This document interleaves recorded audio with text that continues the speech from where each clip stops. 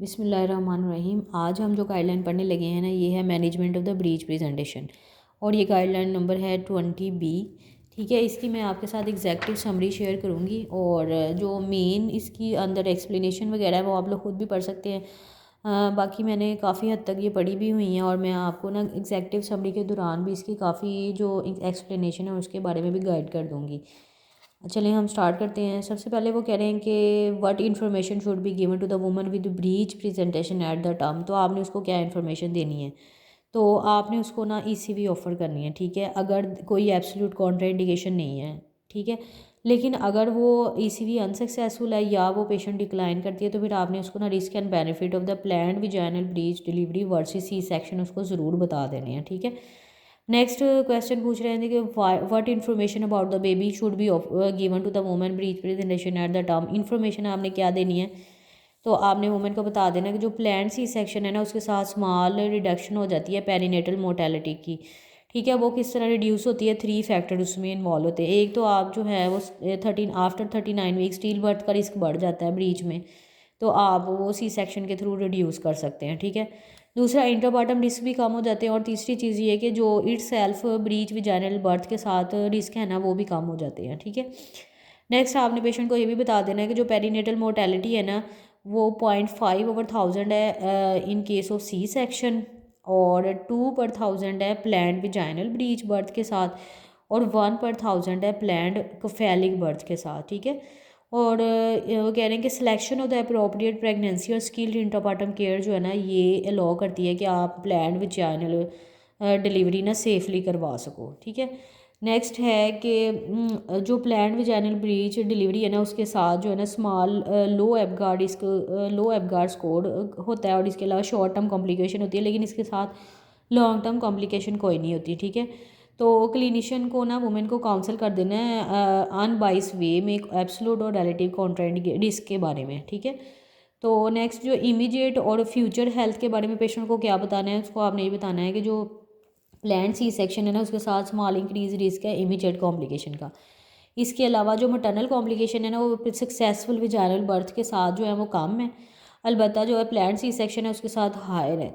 लेकिन अगर वो प्लान्ड ब्रीच विजाइनल बर्थ करवाना चाह रही है और उसमें उसका इमरजेंसी सी सेक्शन करना पड़ गया है तो उसमें जो है ना रिस्क हाईएस्ट होता है मटर्नल कॉम्प्लिकेशंस का।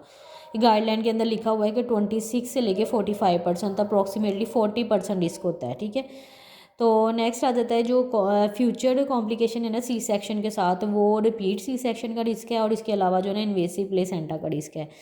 लॉन्ग टर्म भी रिस्क होते हैं सी सेक्शन के साथ। ठीक है, फ्यूचर बेबी के बारे में उसको ये बताना है कि जो सी सेक्शन है ना इसके साथ स्मॉल इंक्रीज रिस्क होता है स्टील बर्थ का, but subsequent baby although the may not be causal, ये कैजुअल नहीं है। ठीक है, next what factors are safety of vaginal birth में कौन से फैक्टर इन्वॉल्व हैं, तो आपने ना एंटीनेटल असेसमेंट कर लेनी है इस फैक्टर की जो safety of the vaginal breach vaginal birth में इन्वॉल्व हैं। वो कौन से फैक्टर हैं, वो है हाइपर एक्सटेंडेड नेक है या वेट 3.8 kg से ज़्यादा है, वेट लेस दैन 10 सेंटाइल है, फुटलिंग ब्रीच है या एंटीनेटल फीटल कॉम्प्रोमाइज़ है। तो इस केस में आपने ना ब्रीच वैजाइनल बर्थ नहीं करवानी, आपने उसका जो है ना वो सी सेक्शन करना है। ठीक है, और पेल्वियोमेट्री का रोल वो कह रहे हैं वो अनक्लियर है। ठीक है, स्किल और एक्सपीरियंस के बारे में पूछ रहे हैं तो वो कह रहे हैं कि ये असेंशियल है। ठीक है, अगर किसी यूनिट्स के अंदर लिमिटेड एक्सेस है ना स्किल की तो आपने उसको ज़रूर रेफ़र करना है जहाँ पे उसका जो है ना स्किल भी हो और इसके अलावा एक्सपीरियंस भी ग्रेटर हो। ठीक है, इंट्रापार्टम आपने मैनेजमेंट कैसे करनी है कि अगर वुमेन आपके पास लेबर में आ जाती है तो आपने देखना है कि स्टेज ऑफ द लेबर क्या है, फैक्टर कौन से हैं जो कॉम्प्लिकेशन करवा सकते हैं। ठीक है, और एक्सपर्टीज़ और इन्फॉर्म कंसेंट, ये सारी चीज़ें आपने देखनी है। ठीक है, वुमेन जो नियर और inactive second stage of the labour में आती है ना उसमें सी सेक्शन रूटीनली रिकमेंडेड नहीं है। ठीक है, तो आपने जो है ना इंडिविजुअल बेसिस पे डिसाइड करना है। अगर आपके पास टाइम और सर्कमस्टांसिस आपको अलाउ करें तो आप ना फीटल नेक, लेग्स, फीटल वेट, ये तीनों चीज़ें आप अल्ट्रासाउंड पे देख सकते हैं, ताकि अगर आपका प्लान है कि आप ना ब्रीच विजाइनल बर्थ करवाना चाहते हैं, ठीक है, तो आपने अल्ट्रासाउंड पे नेक को देख लेना, लेग को देख लेना और फीटल वेट को देख लेना, क्योंकि ये हमने पीछे कॉन्ट्राइंडिकेशंस पढ़ी हैं ना ब्रीच विजाइनल बर्थ की कि अगर वेट 3.8 kg से ज़्यादा है या हाइपर एक्सटेंडेड नेक है या फिर जो है ना उसका फुटलिंग ब्रीच है तो उसमें हमने विजाइनल बर्थ नहीं करवानी। ठीक है, जो ऑल मटर्निटी यूनिट है ना उनके अंदर स्किल सुपरविजन होनी चाहिए विजाइनल बर्थ के लिए, विजाइनल ब्रीच बर्थ के लिए। नेक्स्ट है कि what are appropriate intrapartum management आपने कैसे करनी है। तो इंडक्शन के बारे में कह रहे हैं कि इंडक्शन रिकमेंडेड नहीं है ब्रीच के अंदर। अलबत्ता आप जो है ना ऑगमेंटेशन आप कंसीडर कर सकते हैं अगर तो है कॉन्ट्रैक्शन फ्रीक्वेंसी ना आपने एपिड्यूरल दिया हुआ है और कॉन्ट्रैक्शन फ्रीक्वेंसी लो है लेस देन जो 4 एंड 10 मिनट्स, तो आप फिर उसमें जो है ना वो ऑगमेंटेशन दे सकते हैं। ठीक है, नेक्स्ट है एपिड्यूरल के बारे में पूछ रहे हैं। तो एपिड्यूरल के साथ जो है ना वो विजाइनल बर्थ के ऊपर जो फैक्ट है ना वो अनक्लियर है, लेकिन ये ना इंटरवेंशन का रिस्क बढ़ा देता है एपिड्यूरल। फीटल मॉनिटरिंग आपने कैसे करनी है। वैसे तो एविडेंस इनके पास कम है, तो लेकिन कंटिन्यूस इलेक्ट्रॉनिक फीटल मॉनिटरिंग के साथ आउटकम जो है ना इम्प्रूव होते हैं। ठीक है, नेक्स्ट है कि where should vaginal birth take place. Vaginal birth आपने करवानी कहाँ पे है। तो hospital with facility of immediate C section, और वहाँ पे आपने जो है ना ब्रीच विजाइनल बर्थ करवानी है। ठीक है, लेकिन ओटी के अंदर रिकमेंडेड नहीं है। ठीक है, नेक्स्ट है गाइडलाइन में ये कि आपको जो है ना प्रोटोकॉल पे ढेर रहना चाहिए ताकि जो है ना वो कोई जो कॉम्प्लिकेशंस ना हो सकें। ठीक है, मैनेजमेंट फर्स्ट स्टेज और पैसिव सेकंड स्टेज में आपने कैसे करनी है। तो अगर तो एडिक्वेट डिसेंट हो रहा है पैसिव सेकंड स्टेज के अंदर, जब मदर को यूट्राइन कॉन्ट्रैक्शन के साथ डिसेंट हो रहा होता है तो उसको पैसिव सेकंड स्टेज कहते हैं। तो फिर आपने जो है ना वो उसको, ये प्री रेक्विजिट है कि आपने उसको ना एक्टिव सेकंड स्टेज में इनकरेज करना है कि ब्रीच विजाइनल बर्थ के लिए। ठीक है, इसके अलावा नेक्स्ट एक्सप्लेनेशन में उन्होंने लिखा हुआ है कि अगर तो 2 आवर्स के बाद जो है ना कोई ब्रीच आपको विजिबल नहीं है, यानी ब्रीच का डिसेंड नहीं है in case of passive second stage, तो फिर आपने उसका सी सेक्शन कर देना। ठीक है, फिर वेट नहीं करना। पोजीशन मदर की कौन सी होनी चाहिए वगैरह, सेमी रिकमेंड ऑल फोर, कोई भी मदर अपनी प्रेफरेंस के हिसाब से अडॉप्ट कर सकती है, लेकिन अगर वो जो है ना वो ऑल फोर पे रहती है तो उसको फिर डिलीवरी के लिए सेमी रिकमेंडेड पोजीशन पे दोबारा आना पड़ेगा। ठीक है, प्रिंसिपल ऑफ मैनेजमेंट क्या है कि आपने ना असिस्टेंट्स करनी है विदाउट ट्रैक्शन इफ़ रिक्वायर। अगर तो डिले और पुअर फिटल कंडीशन है ना तो फिर आप असिस्टेंस कर सकते हैं विदाउट ट्रैक्शन। ठीक है, और सारे ऑब्स्टेट्रिशियन और मिडवाइफ्स को ना टेक्निक्स के जो कि मैनूवर्स यूज़ होते हैं ना ब्रीच वजाइनल डिलीवरी के लिए सॉरी, उन सब से ना उन सब को फेमिलियर होना चाहिए। ठीक है, वो टेक्निक्स कौन कौन सी हैं। पेनार्ड मनूवर है,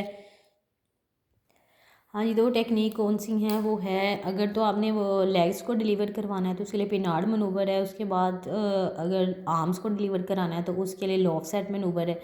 और हेड की डिलीवरी के डिफरेंट मेथड्स है इसके लिए, पाइपर्स फोर्सेप्स भी हैं, मोरोसियस मेले वेट मनूवर भी है, और इसके अलावा बंस मार्शल मनूवर्स भी है। ठीक है, वो आप लोग पढ़ सकते हैं अपनी बुक्स के अंदर से। नेक्स्ट आ जाता है कि मैनेजमेंट प्री टर्म की आपने कैसे करनी है। तो जो सिंगलटन प्री टर्म ब्रीच है ना उसमें आपने इंडिविजुअल बेसिस पे देखना है कि स्टेज ऑफ द लेबर क्या है, टाइप ऑफ ब्रीच क्या है, और आपके पास स्किल्ड ऑपरेटर मौजूद है कि नहीं। ठीक है, वो कह रहे हैं 22 से लेकर 25+6 तक जो है ना वो सी सेक्शन रिकमेंडेड नहीं है। ठीक है, लेकिन अगर मटर्नल और फीटल कॉम्प्रोमाइज़ है ना तो उसमें आप प्लान्ड सी सेक्शन रिकमेंडेड है। Single term pre term breach को आपने कैसे मैनेज करना है। तो इसको आपने ना टर्म ब्रीच के तरह ही मैनेज करना है। ठीक है, अगर तो हेड इंट्रैपमेंट होती है ना तो उसमें आप विजाइनल बर्थ भी करवा सकते हैं बाई गिवन ड्रूही, इसको कहते हैं ड्रूही सन्स इंसिजन। ठीक है, ये 2, 6, 10 o'clock पोजीशन पे देते हैं सर्विक्स पे। ठीक है, या आप उसका जो है ना सी सेक्शन कर सकते हैं। ठीक है, या विद और विदाउट इकोलिसिस। ट्विन के केस में आपने क्या करना है। तो ट्विन के केस में आपने ना अगर तो प्रेजेंटिंग जो बेबी है वो ब्रीच है तो फिर आपने प्लान्ड सिजेरियन सेक्शन करना है। ठीक है, लेकिन अगर पेशेंट जो है ना वो लेबर में आ जाती है और फिर जो है ना वो इंडिविजुअल बेसिस पर डिसाइड करना है, उसमें इमरजेंसी सी सेक्शन रिकमेंडेड नहीं है। ठीक है, सेकंड ब्रीच के केस में भी वो कह रहे हैं कि सी सेक्शन ना सेकंड बेबी अगर ब्रीच है तो उसमें भी सी सेक्शन रिकमेंडेड नहीं है। तो नेक्स्ट ये है कि गवर्नेंस और ऑर्गेनाइजेशन में कि आपने ना साइमुलेशन इक्विपमेंट यूज़ करने हैं रिहर्सल के लिए। ठीक है, और गाइडलाइन प्रोटोकॉल पे एडहेरेंस रहना है ताकि इंट्रापार्टम कॉम्प्लिकेशंस ना हो। और इसके अलावा हर डिपार्टमेंट के अंदर जो है ना कॉम्प्रिहेंसिव काउंसलिंग होनी चाहिए वुमेन की regarding the plan mode of delivery for the baby presenting with the breach. ठीक है, नेक्स्ट ये कुछ डेफिनेशंस बताई हुई हैं कि ब्रीच का जो इंसिडेंस है ना वो 3 to 4% टर्म के अंदर होता है, और ये मोर कॉमन होता है प्री टर्म के अंदर, तकरीबन 20% तक होता है। और इसकी जो कॉजेज़ हैं सॉरी वो कंजेंटल और यूट्राइन एबनॉर्मलिटीज़ हो सकती हैं। ठीक है, और रिकरेंस भी इसके अंदर नली पैरिस के अंदर मोर कॉमन है, तकरीबन इस गाइडलाइन के अंदर लिखा हुआ है 9.9% तक इसका रिकरेंस होता है। और जो है ना ब्रीच के अंदर वर्स्ट आउटकम है than the cephalic. Thank you so much.